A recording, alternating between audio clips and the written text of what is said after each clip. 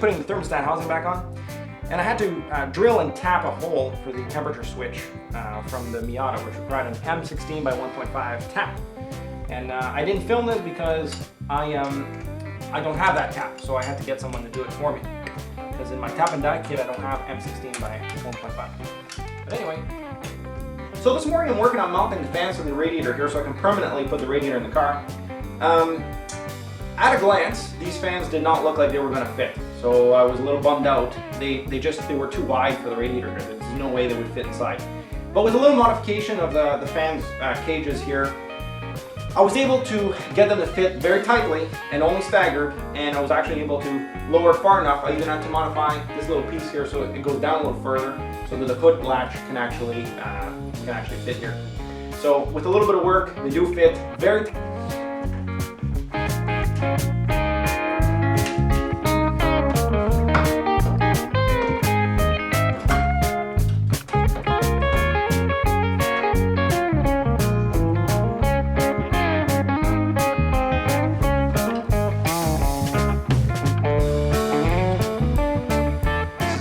This here is throttle cable, and this is a little adapter that comes in the Monster Miata kit.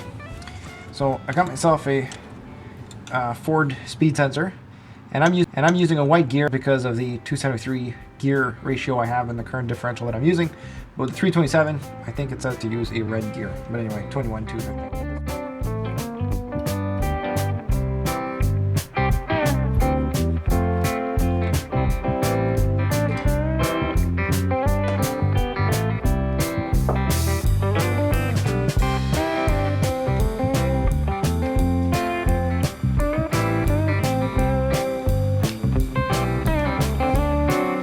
Now that this car's got a 5.0, I'm thinking some new badging is only appropriate.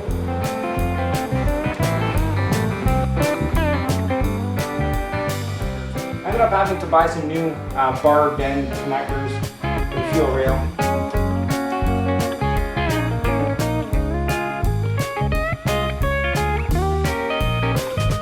So in my radiator, the hole for the valve is a 1/4 inch MPP.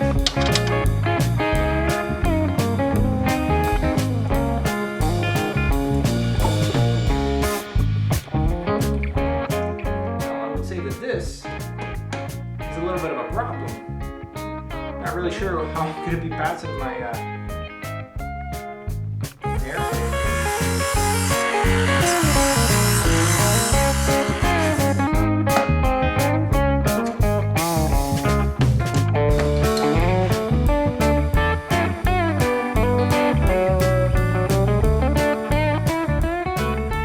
So I was able to melt the plastic here and push it in far enough. The short ram intake will have room. Just enough. There's none to spare, but... So I'm just completing the install of the throttle cable. So apparently my upper intake that came with the engine did not come with the bracket here that is supposed to hold the throttle cable. So I ended up having to fabricate my own, welding on the piece from the Miata. So the way this works now is the kit comes with this little piece here, kind of an adapter, and it connects to the Ford. And then Martin gives you a screw that's been bored out, and you put the cable through, and you're supposed to crimp it. But there was an issue in my kit is that the screw had not been bored out. So I guess somebody forgot to do it or something. So I bored it out myself.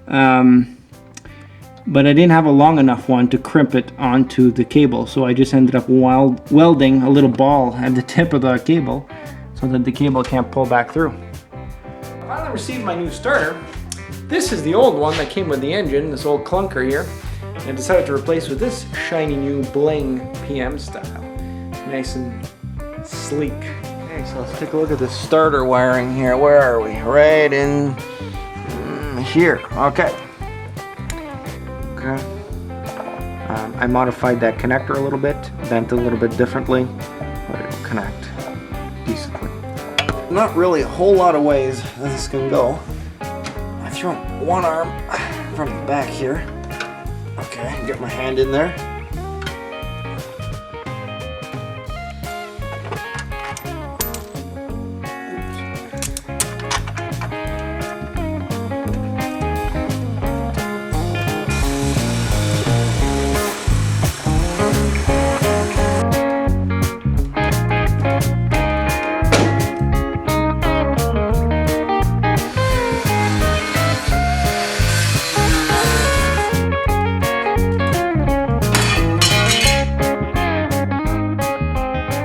does not fit. It doesn't even come close to fitting.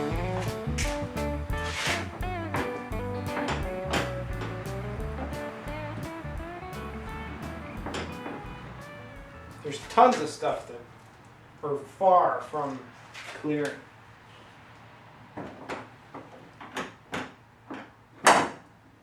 Like,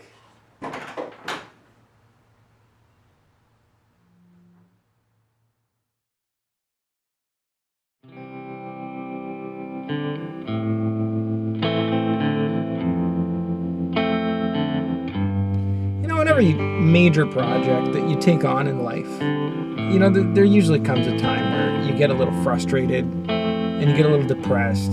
It just feels like it's an uphill battle. And I'm kind of hitting that point on this Miata project.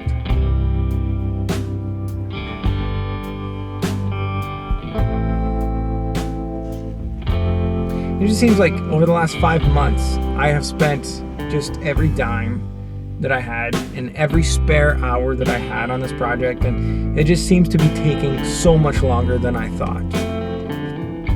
I feel like I'm kind of neglecting everything else in my life. Like, my list of stuff to do is just piling up. Everything around the property seems to be requiring my attention, and I'm not doing it because I'm spending all my time on this car, and it's just piling up.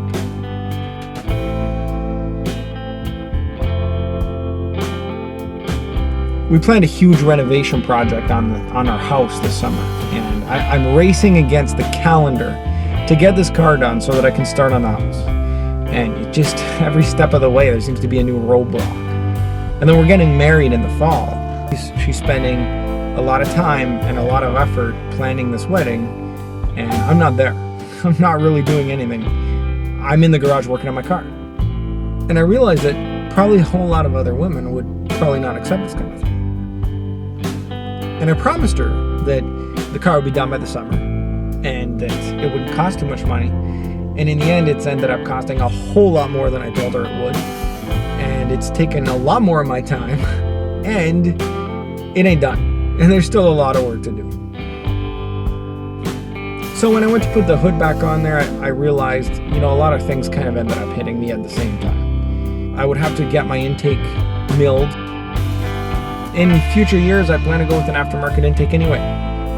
So I'm kind of realizing I'm going to have to cut the hood and buy a hood scoop. And then either way, I still, like, the tensioner pulley, the tensioner assembly is just not going to work. The radiator hoses have to be reworked, rethought. The coolant fill neck will not fit. And then another thing that just kind of hit me is the fuel lines completely need to be rethought and reworked. And it's kind of difficult the way that exhaust goes outside the fender well and comes back in. It's pretty hard not to cross it with a fuel line. So I got to figure that out. And the brake lines are going to have to be routed. On the driver's side, they're almost pinched between the header and the body.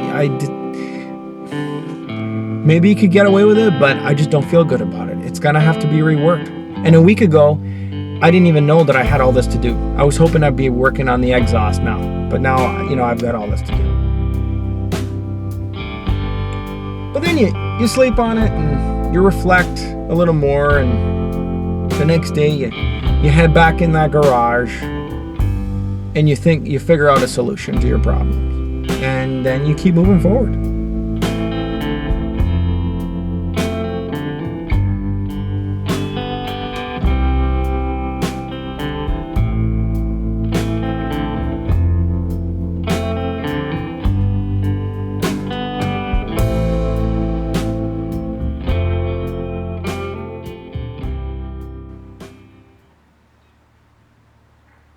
So I applied a little bit of flux to this, a good amount of flux I should say, and then the torch, I was able to heat the solder up. I did unfortunately melt the casing of the wire a little bit on each end here, but that's not too big of a deal.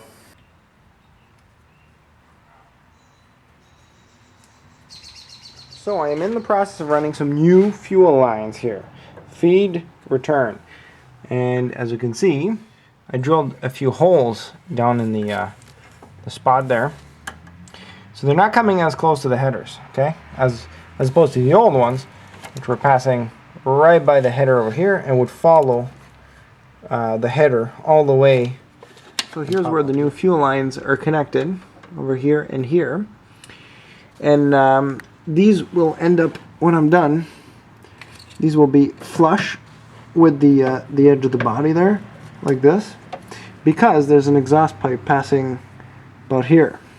So I'm going to have them as flush as possible, and I'm going to put a little heat shield there.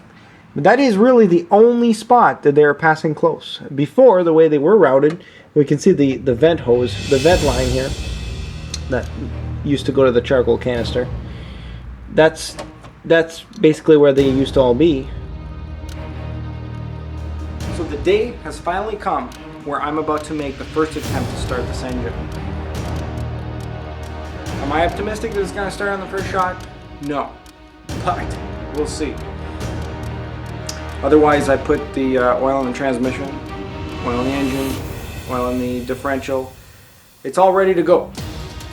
So I was able to get the engine at top dead center, and I installed the distributor at the right spot, but I'm going to have to time the engine properly once we can get it started. So let's give it a shot. I've got my fire extinguisher here, and my garden hose ready to be used if I end up needing it.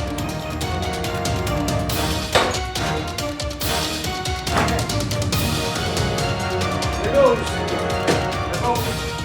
Where's the tap?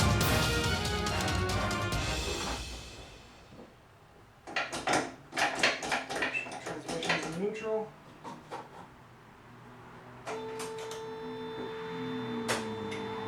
Little pump on.